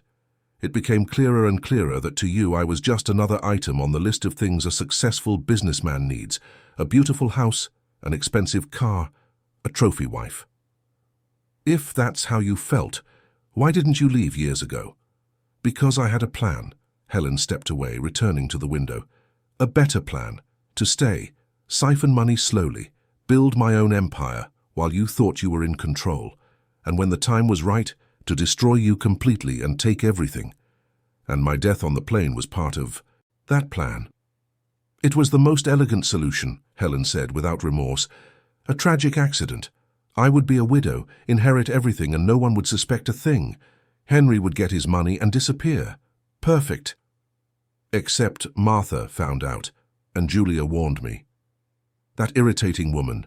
Helen clenched her fists. "If she had just kept quiet, none of this would have happened. She would have her mediocre job, her insignificant life. But no, she had to be honest. She had to have integrity." "And that bothered you?" Robert noticed something in Helen's voice. "Because she had something you never did. Character?" Helen turned abruptly, her face contorted with fury. Don't judge me, Robert. You're no better than I am. How many people did you step on to get where you are? How many employees did you fire without a second thought? How many suppliers did you crush in negotiations? You built your empire on the bodies of disposable people. The difference is I never tried to kill anyone. Robert stood his ground. I never planned to destroy lives out of pure revenge. Didn't you? Helen laughed. What about Martha? Didn't you destroy her life when you allowed her to be wrongfully dismissed? When you didn't investigate her claims? You may not have pulled the trigger, but you have blood on your hands too. The words hit Robert like punches, because there was truth in them. He had been negligent, too focused on his own goals to notice the suffering around him. But there was a crucial difference. You're right. I was negligent. I was selfish. But I'm trying to fix it. I'm giving Martha her job back, with compensation and a promotion. I'm helping her and Julia rebuild their lives. You, on the other hand, only think of yourself. Because no one ever thought of me, Helen shouted, and finally the tears began to fall. No one ever asked me what I wanted. My father molded me to be the perfect daughter. You used me to be the perfect wife. And I got tired. Tired of being what others want me to be. So what do you want to be, Helen? Robert asked, genuinely curious. Without the masks, without the games, who are you really? Helen was silent for a long moment. When she spoke, her voice was broken. I don't know. I've spent so long pretending that I've forgotten who I really am. Or maybe I never knew. Robert felt a pang of pity. Despite everything, despite the betrayal and the hatred, Helen was a deeply unhappy woman. A woman who had never had the chance to discover her own identity. You're going to answer for your crimes. You'll be in prison for a long time. But maybe in prison, you'll finally have time to discover who you really are. And you? Helen looked at him. Are you going to continue being the cold, calculating businessman? Or are you going to use this experience to change? I'm going to change. Robert spoke with conviction. I've already started. I'm going to restructure the company with a focus not just on profits, but on social responsibility. I'm going to ensure that employees like Martha have a voice, that their concerns are heard, and I'm going to use my position to make a difference in the lives of people like Julia. How noble, Helen smiled sadly. But tell me, Robert, would you have done all this if you hadn't been forced to? If Julia hadn't shown up at the airport, if Martha hadn't kept proof, would you have changed? The question hung in the air. Robert wanted to say yes, that he would have eventually realized his mistakes, but the truth was different. Probably not. I probably would have continued in the same routine, focused on the same empty goals, until it was too late. No, Robert admitted. Probably not. But what matters isn't what I would have done. It's what I'm doing now. I suppose so. Helen walked to the bed and sat down, looking suddenly exhausted. You can call the detective. I'm ready. Before Robert left, Helen spoke one more time. Robert, I'm sorry for what I tried to do, for what I became. I don't expect forgiveness, but I wanted you to know that a small part of me a long time ago really did try to love you. I know, and a part of me tried to love you too. Robert opened the door, but sometimes trying isn't enough. Helen was led away in handcuffs by the officers. Beatrice cried as she watched her sister being put in the police car, and Robert stood there, watching as the car drove down the dusty road back to civilization. DCI Brandon approached. She'll get at least 15 years, possibly more, depending on what else we uncover in the investigation. And Henry? He's cooperating fully. He'll probably get a reduced sentence, but he'll also answer for his crimes, maybe 8 to 10 years. Robert nodded. It was justice, but it brought no satisfaction. Just a strange emptiness, as if a part of his life had been torn away and he didn't yet know how to fill the space left behind. Thank you, Inspector, for everything. We just did our job. Brandon shook Robert's hand. But can I give you some unsolicited advice? Of course. Use this second chance wisely. Not everyone is lucky enough to realize their mistakes before it's too late. You have that chance. Don't waste it. Robert promised he wouldn't. And as he drove back to London, he thought about everything that had happened, about how a brave girl had saved not only his life, but his soul, about how a wronged woman had maintained her integrity even when it would have been easier to give up, and about how he, the successful businessman who thought he had everything under control, actually controlled nothing. When he arrived home, it was already night. Julia and Martha were waiting for him in the living room, anxious for news. He told them everything, omitting only the darkest details of his conversation with Helen. Julia listened with wide eyes, and when Robert finished, she stood up and hugged him tightly. "Thank you for doing the right thing," she whispered. Robert hugged the girl back, feeling tears burn his eyes. "Thank you, Julia, for being brave when I wasn't, for showing me that it's worth fighting for what's right." That night, the three of them had dinner together. It wasn't a sophisticated meal, just a lasagna that Carmen had prepared and that they all ate with appetite. And for the first time in years, Robert felt he was truly home, not in the expensive, empty mansion he had bought to impress others, but there, in that moment, with these two people that life had thrown in his path to teach him what really mattered. The journey was far from over.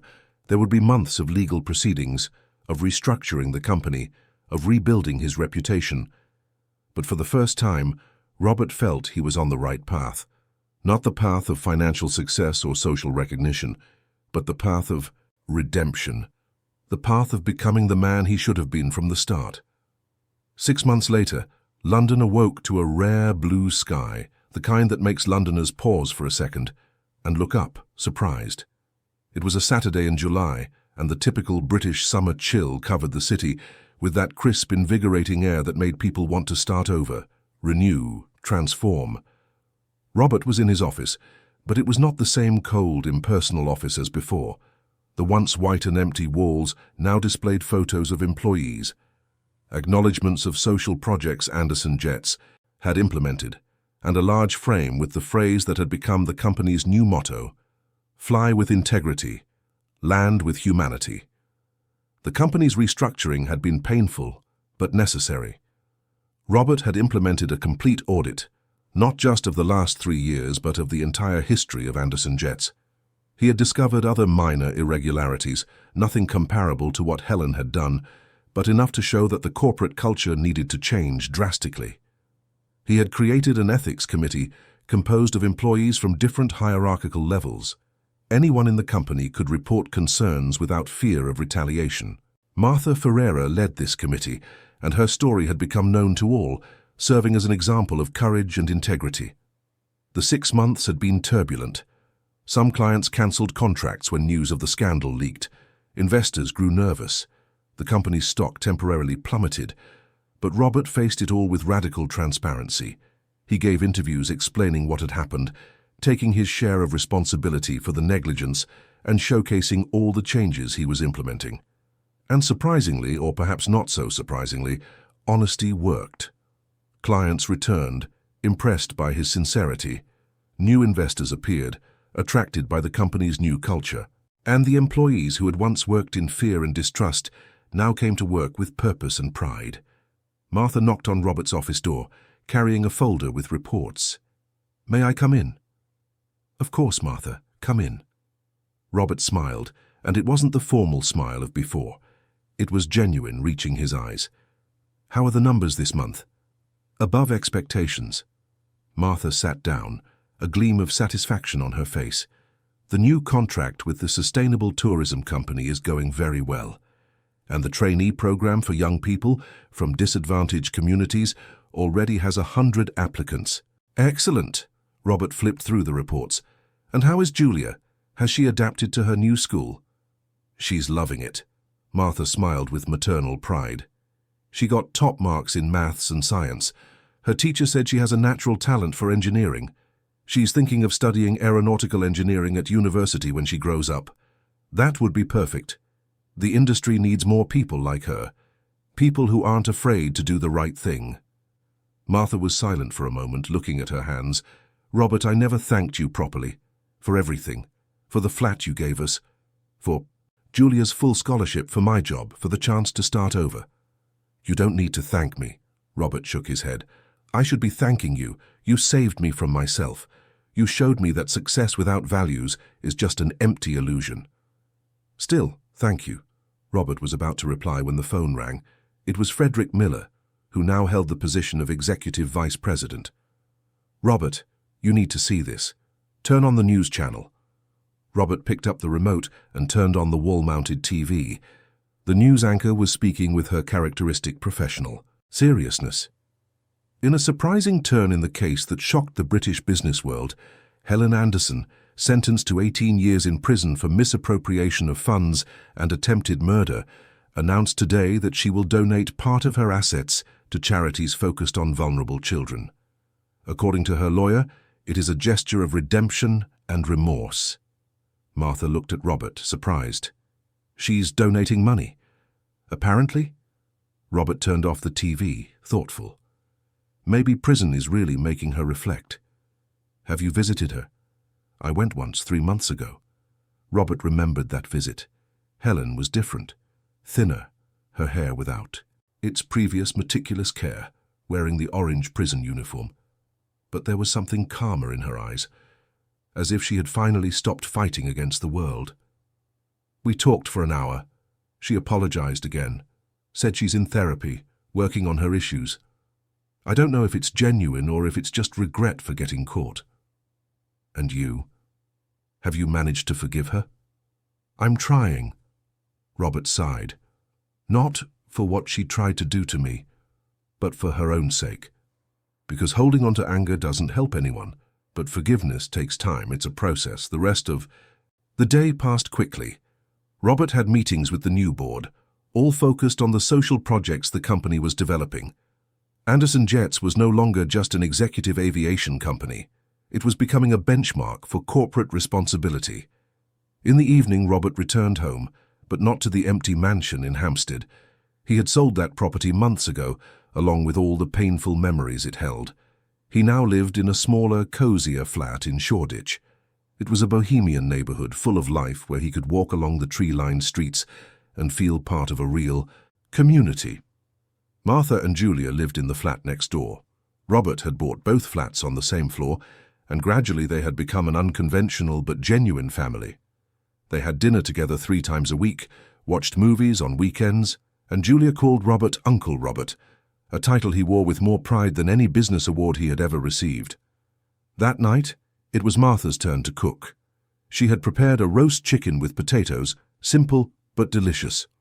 Julia chattered about her science class, excited about a project on flight physics she was developing. Robert listened, asking questions, genuinely interested. "Uncle Robert," Julia said suddenly, her fork stopping halfway to her mouth, "can I ask you a question?" "Of course." "Do you still think about what could have happened if I hadn't gone to the airport that day?" Robert placed his cutlery on the plate, giving the girl his full attention. "I do. I think I would probably be dead, or if I had survived by some miracle, I would be continuing the same empty life as before. So, yes, I think about it a lot, and I'm grateful every day that you had the courage you did." "I was so scared," Julia admitted. "Scared of the guards, scared you wouldn't believe me, scared that I had left home and left my mum alone. But then I thought about what you always say now, that doing the right thing is usually scary, but that doesn't mean we shouldn't do it." Robert smiled. "You're too wise for your 11 years, you know that." 12, Julia corrected. "It was my birthday last month." "That's right. How could I forget?" Robert feigned surprise.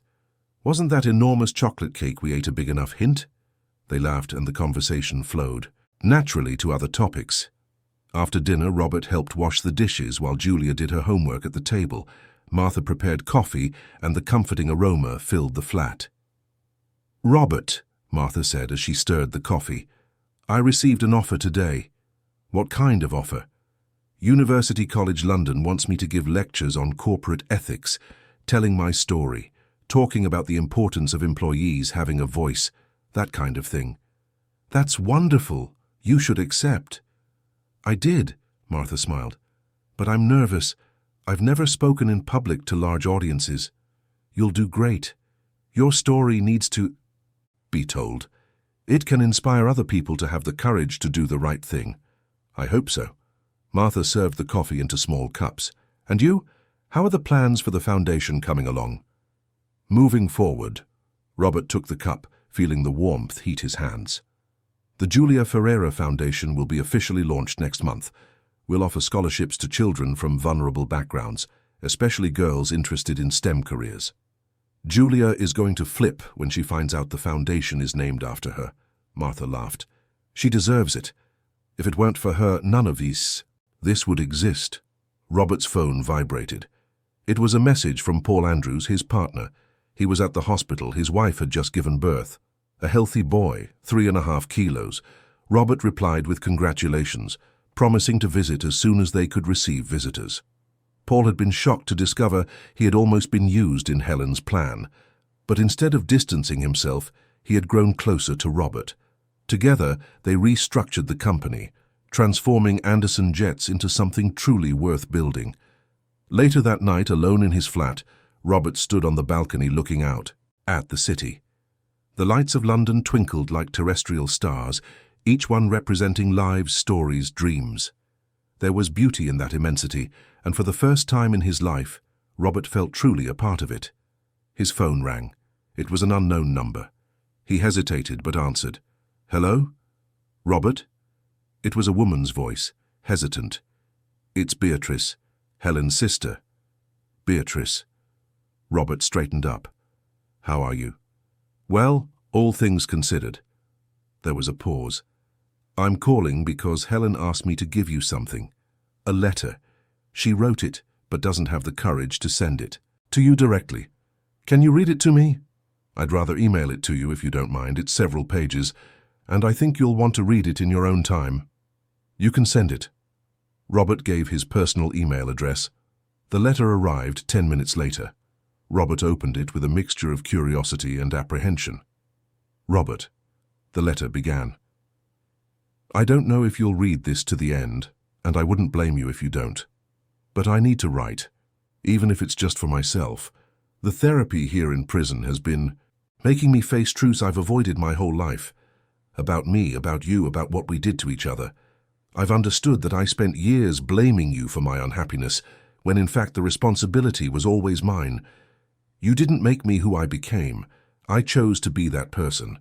I chose anger, revenge, destruction, and now I'm paying the price. But I want you to know that I'm using this time to truly change, not just to seem remorseful and get a reduced sentence, but because I finally understand that I need to change if I ever want to look at myself in the mirror without feeling shame. I heard about the changes you've implemented in the company. I heard about the foundation you're creating.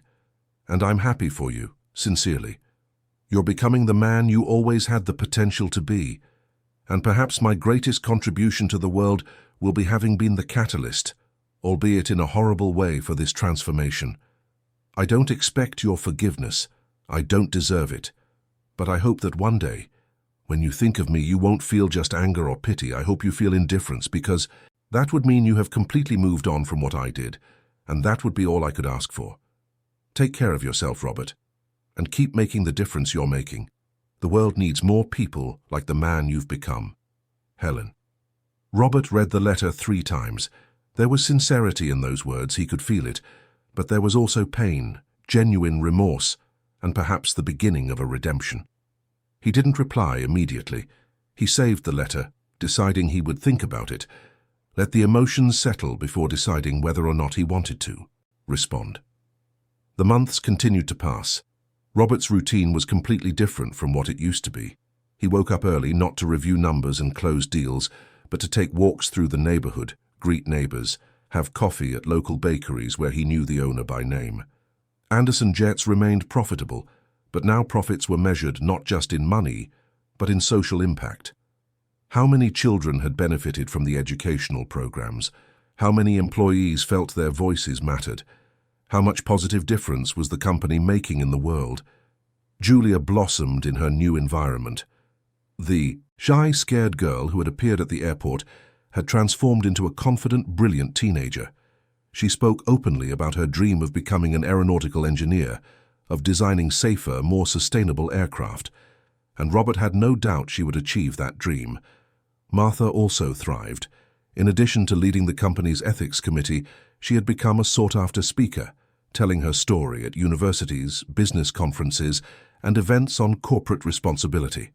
Her message was simple but powerful: never stay silent in the face of injustice, even if the price seems too high. In December, almost a year after the day that changed everything, the Julia Ferreira Foundation was officially launched. The event took place at the new Anderson Jets Training Center, a modern and welcoming building that served both for employee training and community programs. Julia looked beautiful in a navy blue dress, nervous about the speech she had to give. Robert was by her side backstage, holding her hand. "You'll do great," he said. "Just speak from the heart." "What if I forget what I was going to say?" "Then improvise. The best words are the ones that come from within, not the ones that have been memorized." When the time came, Julia went up on stage. There were over 200 people in the audience, including company employees, beneficiaries of the social programs, journalists, and representatives from other organizations. The girl took a deep breath and began to speak. "My name is Julia Ferreira. A year ago, I was sleeping on the streets of London with my mum. We had lost everything because my mother had the courage to do the right thing, and she was punished for it. I was scared every day, scared of where we would sleep, what we would eat, who might hurt us. But more than fear, I had anger. Anger at a world where good people are punished and bad people prosper." The audience was in absolute silence, every word from Julia echoing through the auditorium. "And then one day, my mum gave me a task. She said a man was in danger and only I could warn him. She gave me papers, proof, and sent me to the airport. I was terrified, but I went. Because my mother taught me that when you can make a difference, you must, no matter the fear." Julia looked at Robert, who was sitting in the front row next to Martha. "That man didn't believe me at first. Why would he? I was just a dirty, scared little girl. But he gave me a chance. And when he saw the proof, when he understood the truth, he changed. He didn't just help my mum and me. He changed himself. He changed his company. And now he's changing the lives of hundreds of other children like me." Tears were flowing freely down many faces in the audience. This foundation isn't about me. It's about all the children who are on the streets right now, scared and alone. It's about giving them the chance I was given, the chance to have hope, to have an education, to have a future. And for that, thank you. Thank you to Uncle Robert, to my mum, and to everyone who believed it's worth investing in children that society has given up on. When Julia finished, the audience rose in a standing ovation. Robert was crying openly, and he felt no shame. Martha was hugging her daughter on stage, both sobbing with emotion and pride. After the event, as people mingled at the reception, Robert stood for a moment alone in the training center's garden. The December sky was clear, the stars visible despite the city's light pollution. He thought about everything that had happened, how a revealed lie had turned into the greatest truth of his life. His phone vibrated. It was a message from Beatrice. "Helen saw the video of the foundation launch. She asked me to tell you that she's proud of the man you've become, and that she hopes one day she can do a fraction of the good you're doing." Robert typed a short reply. "Tell her I hope so too. Everyone deserves a second chance, even her." He put his phone away and returned to the party. Julia was calling him, wanting to introduce him to some of the children who would be the first beneficiaries of the foundation.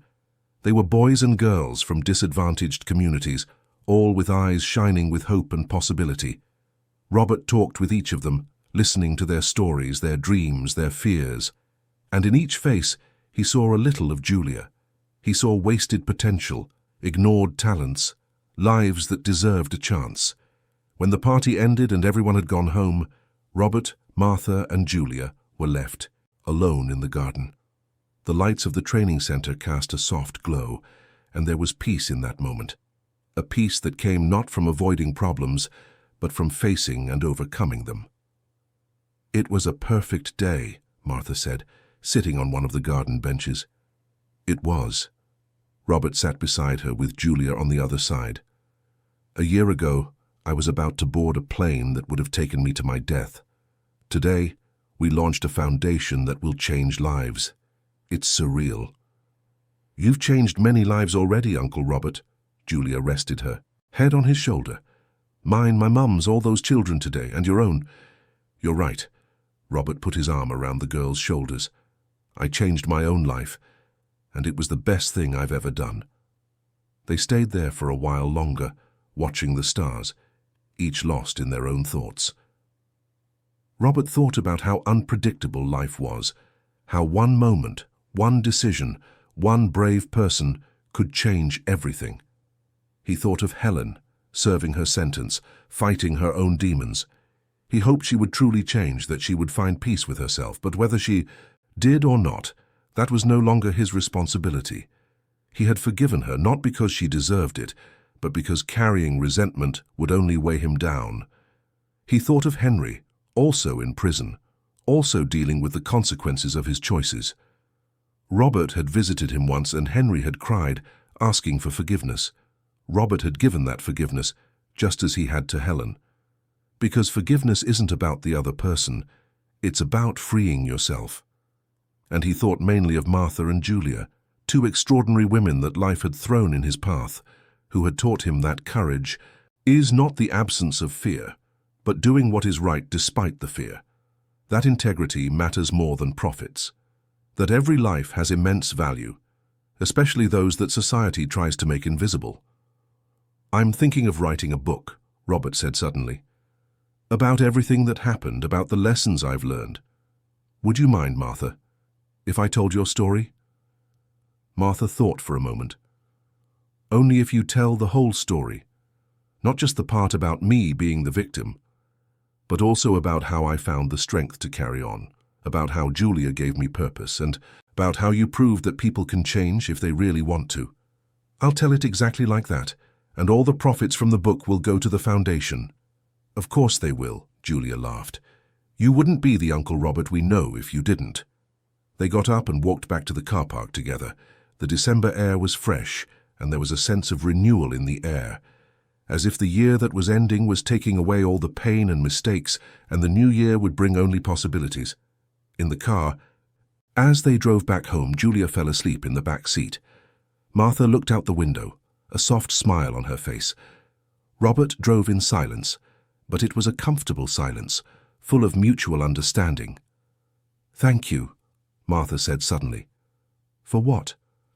"For letting me be part of your journey, for trusting me, for giving me a second chance when no one else would." "I should be the one thanking you." Robert kept his eyes on the road. "You saved me in every way possible. You saved me from death. You saved me from the empty life I was living. You saved me from myself. Then I guess we saved each other. I guess we did." When they reached the building, Robert carried a sleeping Julia to the flat. The girl murmured something unintelligible, hugged him tighter for a second, and then fell back into a deep sleep. Robert laid her on the bed, covered her with a blanket, and stood there for a moment, looking at the extraordinary child who had changed his life. Back in his own flat, Robert went to the balcony one last time. The city still pulsed below, millions of lives happening simultaneously. And he was just one of those lives, no more important than the others. But now he understood that making a difference wasn't about being the richest or the most successful. It was about using what you have, whether it's a lot or a little, to make the world a better place. He thought of the girl who had screamed in an airport, desperate to save a stranger's life. He thought of the woman who had kept evidence for years, risking everything for the truth. And he thought of the man he had been, blind and arrogant, focused only on himself. That man no longer existed. In his place was someone who woke up every day with purpose, someone who understood that success is measured not in numbers in a bank account, but in lives touched, in differences made, in love shared. Robert Anderson had died that day at the airport, even without the plane taking off, and in his place, someone better had been born, someone worth being. And for the first time in his life, he was truly happy. Not the superficial happiness that comes from material achievements, but the deep happiness that comes from living with integrity, from loving genuinely, from doing good simply because it's the right thing to do. And as the night deepened over London, Robert slept soundly, without nightmares, without regrets, only with the peace of someone who had finally found his way, a path that had begun with the desperate cry of a brave girl, and that now stretched ahead, full of infinite possibilities, because in the end, it's never too late to change. It's never too late to become who you were meant to be, and it's never too late to start making the difference the world so desperately needs.